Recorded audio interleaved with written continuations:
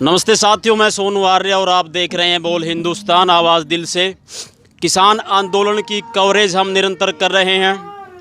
आज से 3 दिन पहले हम लोग दिल्ली थे, टिकरी बॉर्डर से सिंधु बॉर्डर, वहाँ से हम सांपला गए, बहादुरगढ़ गए, आसपास के जितने भी वहाँ इलाके थे वहाँ से हमने किसान आंदोलनकारियों से जा कर के बात की। उससे 2 दिन बाद हम राजस्थान और गुजरात तक भी गए थे कवरेज करते करते।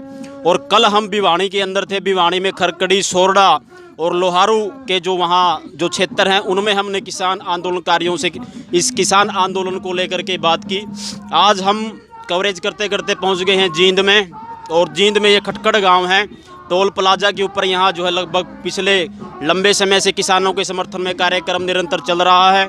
हमारे साथ मौजूद है यहाँ बात करने के लिए कामरेड रमेश चंद्र जी, किसानों का जो संगठन है सीटू, उसके आप प्रदेश महासचिव हैं। आइए उनसे बात करते हैं। सबसे पहले तो सर आपका स्वागत है, बहुत बहुत धन्यवाद जी। मेरा नाम कामरेड रमेश चंद्र है। मैं CITU जो मजदूरों का संगठन है उसका राज्य का उपाध्यक्ष हूँ।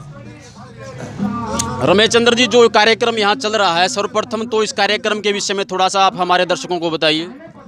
ये दिल्ली में जो किसानों का आंदोलन चल रहा है, किसान मोर्चे ने जो आह्वान किया है उस आह्वान के अनुरूप ही यहाँ टोल फ्री कर रखे हैं। और इस टोल को फ्री रखने के लिए यहाँ किसान और मजदूर मिलकर बैठे हैं।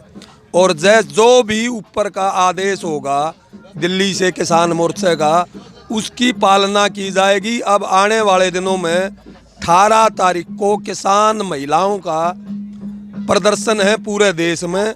हम भी यहाँ जींद में, नरवाना में, अलग अलग शहरों में बड़े बड़े प्रदर्शन महिलाओं के करेंगे।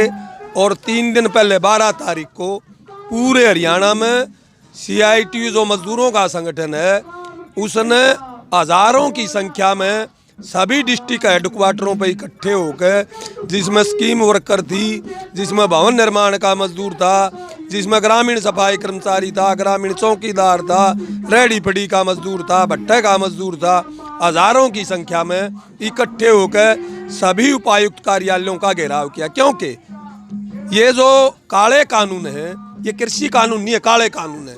ये जब किसान की फसल नहीं खरीदेगी सरकार, तो सरकारी गोदाम में अनाज नहीं जाएगा। सरकारी गोदाम में नहीं जाएगा तो राशन की दुकान पे जो मजदूर का बड़ा हिस्सा वहाँ से लेता है 2 रुपए किलो, भले 5 किलो मिलता है, हमारी मांग है 35 किलो अनाज मिले, 2 रुपए किलो मिले। किसान का स्वामीनाथन की रिपोर्ट के अनुसार C2 के फार्मूले पे न्यूनतम समर्थन मूल्य तय हो, और ना केवल तय हो बल्कि दाना दाना खरीदा जाए। सरकार खरीदे और फिर मजदूरों को सस्ता राशन दे। अब सरकार जब खरीदने से भागेगी तो हमारी थाली से तो रोटी उठ जाएगी। इसलिए हम पूरा जी जान से इस किसान आंदोलन के साथ हैं। एक सवाल मैं आपसे यहाँ ये भी करना चाहूँगा कामरेड जी। माननीय सुप्रीम कोर्ट ने जो है इन 3 काले कानूनों के ऊपर स्टे लगा दिया है। अनिश्चित काल के लिए जो इनको स्थगित करने का माननीय सुप्रीम कोर्ट ने आदेश दिया है। और सरकार की तरफ से 4 लोगों की जो कमेटी बनाई गई है, ये भी कहना है अधिकतर लोगों का, जो कमेटी जो है गठित की गई, इसमें जो लोग हैं वो ऑलरेडी जो है इन किसान बिलों का पहले ही समर्थन कर चुके हैं। सरकार प्रायोजित एक ये पूरा षड्यंत्र है। इसके विषय में आप क्या कहना चाहेंगे? ऐसा है, किसान आंदोलन की सुप्रीम कोर्ट में ना तो किसान आंदोलन के नेता गए। सुप्रीम कोर्ट ने ये समझ के अगर इन कानूनों पर रोक लगाई है कि ये कानून गलत है तो अच्छी बात है। लेकिन इस साजिश के तहत अगर रोक है कि एक बार किसान उठ जाए और फिर कल ये रोक हट जाए, तो इसका सही फैसला किया किसान आंदोलन के नेताओं ने कि हम इस कमेटी के सामने नहीं जाएंगे। क्योंकि कानून बनाने की संस्था संसद है और संसद का प्रति जवाबदेह सरकार है। सरकार कानून बनाने वाली है, इसलिए सरकार ही ये कानून वापिस ले। और संयुक्त मोर्चा ने ठीक फैसला किया कि हम उस कमेटी के सामने नहीं जाएंगे। कमेटी में कौन है कौन ना है ये सारा देश जाने है।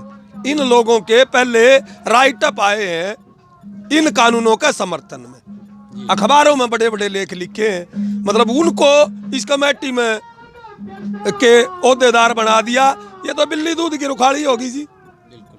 इसलिए किसान आंदोलन इस कमेटी के सामने नहीं जाएगा। और हम स्वागत करते हैं किसान नेताओं का जो उन्होंने फैसला किया है। एक सवाल मैं आपसे ये भी जानना चाहूँगा, लगभग 44 दिन से ज़्यादा हो गए किसान आंदोलन को चलते चलते, 70 से ज़्यादा हमारे किसान भाइयों की जो है इसमें शहादत हो चुकी है। सरकार के किसी भी मंत्री की तरफ से या संतरी की तरफ से कोई भी प्रेस विज्ञप्ति जारी नहीं की गई। अमेरिका के अंदर जो है कोई छोटी मोटी घटना हो जाती है उसके ऊपर हमारे प्रधानमंत्री जी का विशेष करके एक वक्तव्य आता है, भाषण वो लोग देते हैं, संवेदना प्रकट करते हैं, परंतु 70 किसानों की शहादत के बावजूद भी उन किसानों के लिए 2 शब्द भी हमारे प्रधानमंत्री जी की जुबान से नहीं निकले। क्या कहना चाहेंगे आप? ये नकाब हट रहा है जी, वो ट्रंप का चेला है। जो ट्रंप अमेरिका ने खारिज कर दिया, करोड़ों रुपए खर्च करके उसका स्वागत किया हमारी सरकार ने। और आज ये जो ढोंग रच रहा था गरीब का होने का और किसान का होने का, वो पर्दा हट रहा है और लोग पहचान गए कि काट की हांडी बार बार नीचे डा कर दी। अब इनकी बात चलेगी नहीं, इसलिए इस देश का किसान और मजदूर इसको समझ गया और समझ के ठीक आंदोलन में है। अगर सरकार ने मतलब सद्बुद्धि हो तो ये काले कानून वापिस ले। और हमारी इस आंदोलन की मांग ही इन कानूनों में संशोधन की नहीं है, बाकायदा ये वापिस लेने की मांग है और वापिस करवा के ही वापिस जाएंगे। एक सवाल और मैं जो है आपसे जाते जाते यहाँ विषय करना चाहूँगा, जो हमारे नौजवान साथी जो है फेसबुक के माध्यम से, सोशल मीडिया के माध्यम से चीज़ों को देखते हैं, परखते हैं, अधिकतर नौजवान, पढ़े लिखे नौजवान भी ऐसे हैं जो है इस आंदोलन को उस रूप में नहीं समझ पा रहे हैं।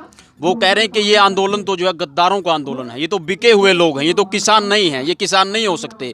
इनके लाइफ स्टाइल को देखिए, इनके स्टैंडर्ड को देखिए, 35-35 लाख के ट्रैक्टर लेकर के ये वहाँ जाते हैं, ये किसान कैसे हो सकते हैं? उनको आप क्या जवाब देना चाहेंगे? ये ट्रैक्टर तो हमारे सारे, हमारी ज़मीन लाल हो रही है, फरद उस्तारे हैं और हमने रोटी भी नहीं खानी के। वहाँ जो बरसात में बच्चों को लेकर बैठी हैं औरतें, 70 किसान शहीद हो गए, मतलब वो नहीं दिखता उनको। ये बाकायदा बीजेपी और आरएसएस का आईटी सेल है, उसकी है ये। देश का किसान और मजदूर और कर्मचारी का नौजवान ये बात नहीं कर रहा, ये उनका आईटी सेल की फैलाई हुई है, उनका ये काम है। उन्होंने मतलब जब सीए के खिलाफ आंदोलन था तब भी इस तरह का प्रचार किया था। और किसान को वो मतलब क्या भूखा ही देखना चाहते हैं? क्या हमारे कमीज फटे ही रहने चाहिए?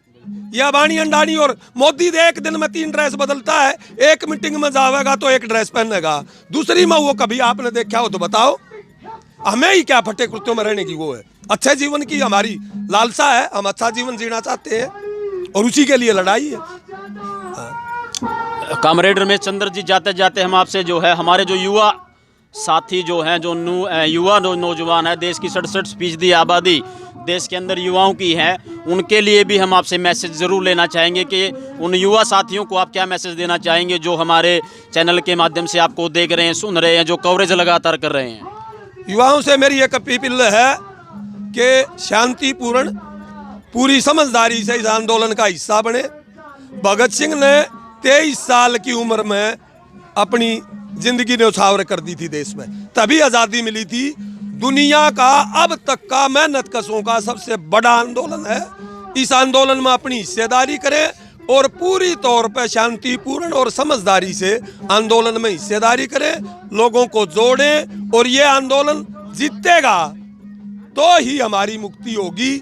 इसके बाद रोजगार का सवाल आएगा, इसके बाद बढ़िया जिंदगी का सवाल आएगा। ये लड़ाई जीतनी जरूरी है, इसलिए युवाओं से मेरा निवेदन है कि अपने संगठन बनाएं और इस आंदोलन में हिस्सेदारी करें। ये जो जात के, धर्म के ये जो मसले बीजेपी और आरएसएस के लोग उठाते हैं, इनसे सावधान रहें और अपने पेट की, अपने जीवन की, अपनी जिंदगी की लड़ाई को लड़ें। यही मेरी अपील है, यही निवेदन है और इसको देश का यूथ समझ चुका है। हम तो देखते हैं यहाँ ये लंगर लगा रखा है, हजारों युवा जाते हैं रोज, हरियाणा के भी, पंजाब के भी, और अब समझ चुके हैं ये आंदोलन निश्चित तौर पर जीता जाएगा और एक नई दिशा देश की राजनीति को इससे मिलेगी। आदरणीय रमेश चंद्र कॉमरेड जी का साफ तौर पर यही कहना है कि युवा सरकार के किसी भी प्रकार के छल में, बहकावे में ना आए, हर प्रकार के जात, मजहब, संप्रदायों और भेदभावों से ऊपर उठ करके इस किसान आंदोलन में शांतिपूर्वक तरीके से अपना भरपूर योगदान दें, सचेत रहें, जागरूक रहें। वयम राष्ट्रीय जागर्याम पुरोहिता, हम राष्ट्र के जागृत पुरोहित हैं। यही उनका साफ तौर पर कहना है कि जागृत रहें, जागरूक रहें, किसी भी प्रकार की कोई अनहोनी घटना इस आंदोलन में न होने पाए। सरकार के जो मंसूबे हैं उनको हर हाल में हम विफल करके दिखाएंगे। किसान जीतेगा और अवश्य जीतेगा। कामरेड जी, हमसे बात करने के लिए आपका बहुत बहुत धन्यवाद। बहुत बहुत धन्यवाद जी, आपका भी। देखते रहिए बोल हिंदुस्तान। मैं सोनू आर्य, खटकड़ से मेरे साथी अमन और सोनी के साथ। धन्यवाद।